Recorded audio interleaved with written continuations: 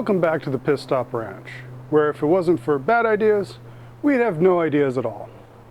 Today we're going to continue working on our 55 F100, which we've recently decided to rename Flow, for reasons. Now, Flow, like all good 20th century hot rod builds, has more Chevy parts than Ford parts, in spite of what the title says. As such, there is a nice big hole currently occupied by an HEI distributor that we need to make a patch for. So that is what today's project is going to be. And just like that, as you can see, no problem at all. We got it in there and mounted up and ready to go. No longer see the back side of your distributor. However, it's easily removable, as you can tell, so that when it comes time to get in there and fiddle with it, we can easily access the back of the distributor. Now, plan is to do a little better job attaching it with some rivnets, but as a temporary solution for now, until as we move on down the road and tackle some of the other projects on here, because there's a chance that this might change. People are going to wonder how you made that. Yeah, but it's done already. I'm not going to, there are plenty of other videos out there on how to make stuff like this. You just do this for fun, so just redo it and this time film it.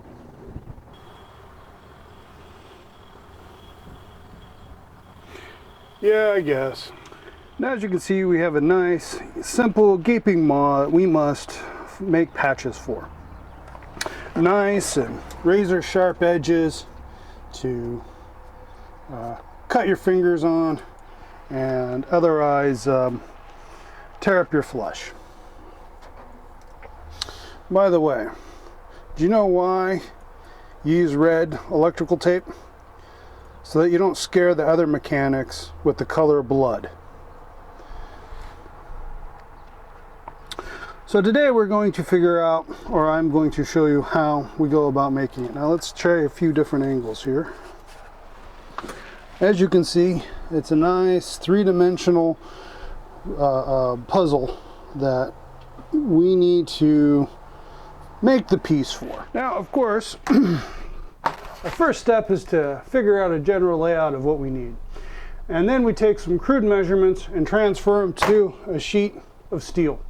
This, of course, being your garden variety 18 gauge sheet steel from a local steel supplier. And we go ahead and mark and lay out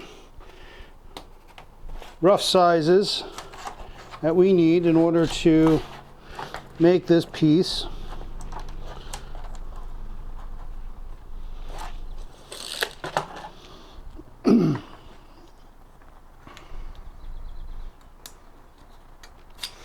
Taking great care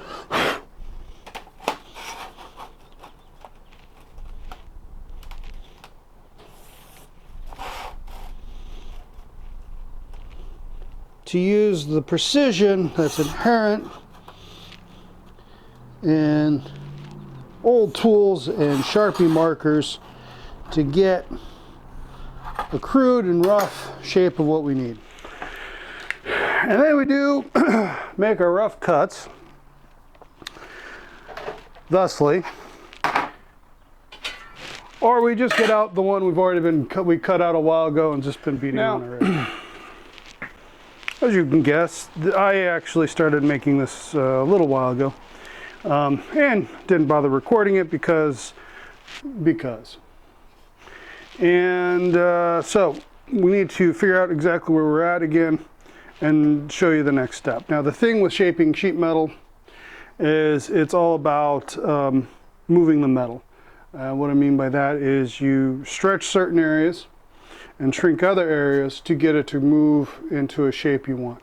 And the only way you're going to do that and be successful is to try and fail. And if there's nothing that we don't teach you on this channel, it is failure is not only an option, it is the most likely course of action. At least until you've done it enough times, you realize you need to try something different.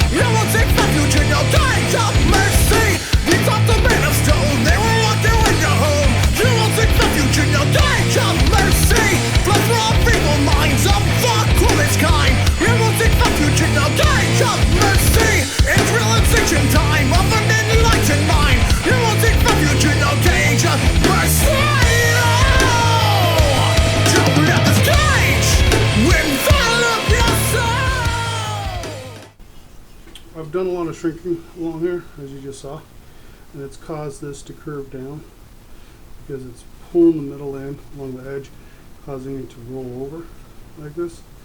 And now, excellent opportunity then to go ahead and go over this with my pathetic little English wheel to planish it. Since that's this is my pathetic little English wheel. I picked up for probably overpaid at $100.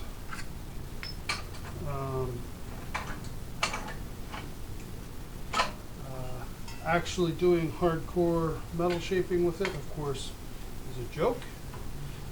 You can't get enough pressure, but it does a fairly good job of planishing though. So after I've been beating on it with the hammers and talk about planishing, what I mean is removing the hammer marks and smoothing the material after it's been somewhat shaped and formed. It will take refuge in the gauge of mercy. It's realization time of an enlightened mind. It will take refuge in the gauge of mercy. Don't let this cage envelop your soul. You'll cry mercy, mercy.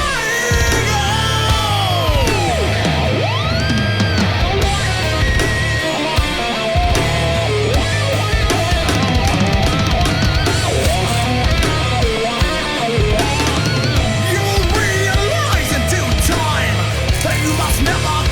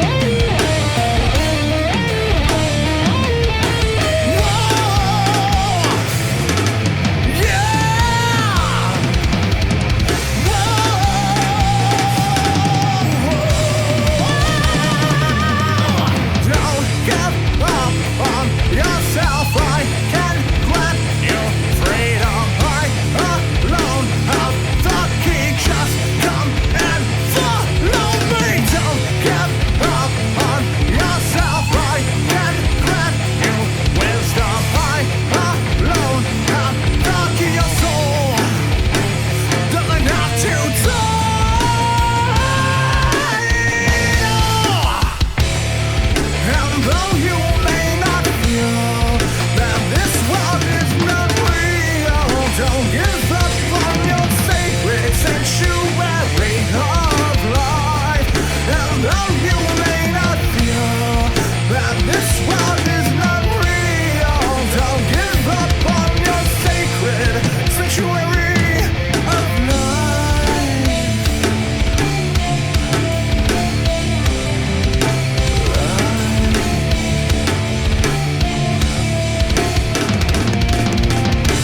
Peace of mind is found in due time when ignorance leaves your mind.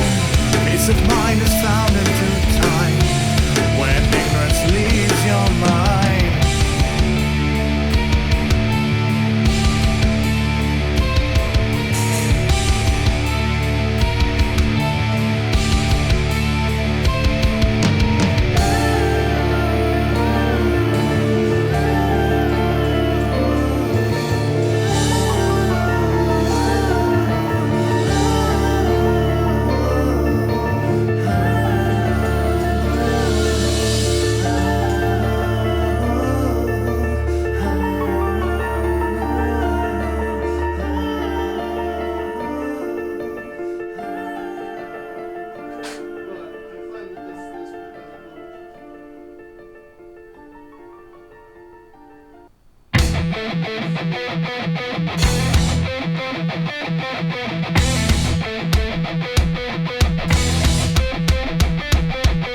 Darkest night, filled with frights, and the passionate night of my beauty sight.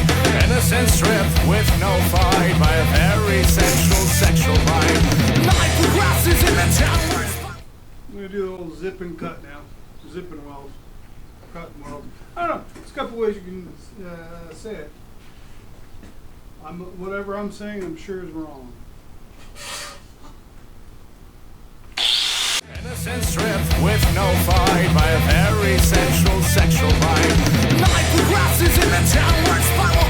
Body affecting in a way that's viral. Body cracking, I'll be here for a while. Mind is adopting something not my style. Pain was filling me from which it grows so quickly. Something changing. Was it me? I'm losing my humanity.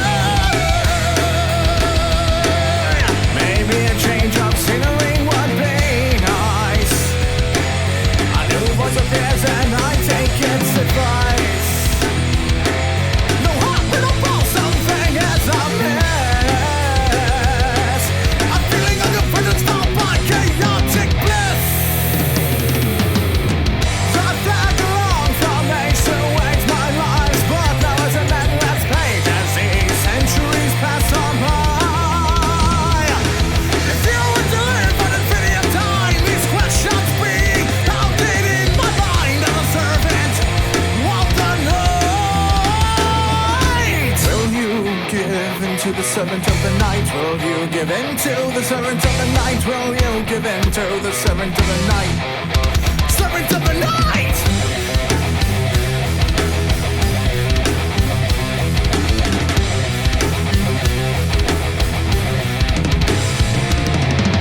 Monitoring and forcing infidelities, facilitating intercourse without morality, igniting lust and fueling vanity.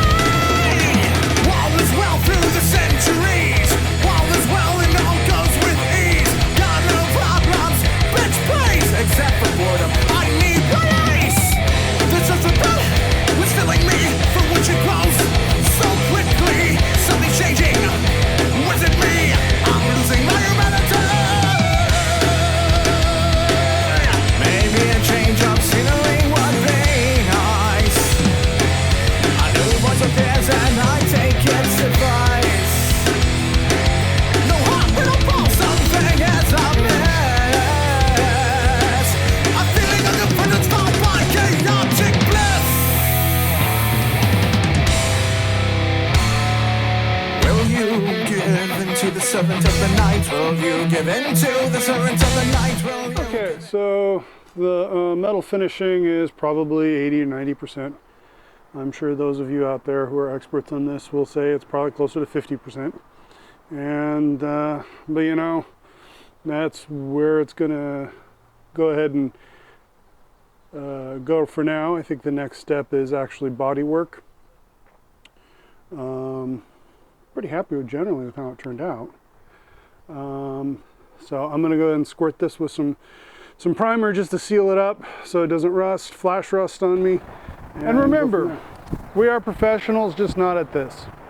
So if you have any clever ideas or better ways to do it, or another YouTube channel that clearly they know what they're talking about, go ahead and drop a comment down below and let us all know what your thoughts are. Like, subscribe, and notify. You know, hit the buttons to keep watching us do and screw up in unique and very different ways.